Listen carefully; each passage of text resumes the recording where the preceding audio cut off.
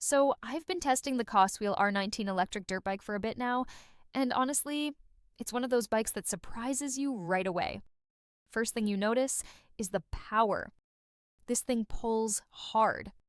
It's got that 72V setup, and when it kicks in, it feels more like a lightweight electric motorcycle than a bike. On dirt trails, it stays planted way better than I expected for something in this price range. The suspension is actually solid too. It's not premium motocross level, but for rough tracks, potholes, and back trails, it does the job comfortably. Brakes are strong enough to stop all that speed without feeling sketchy. Now, it's not perfect. It's heavy, and the pedal bike side of it is basically just there for legal reasons. You're really riding this thing like a dirt bike, not a bicycle. So is it worth the money? If you want raw speed, off-road fun, and don't mind the weight, yeah, it's actually pretty good value. But if you want a real pedal bike, this isn't it.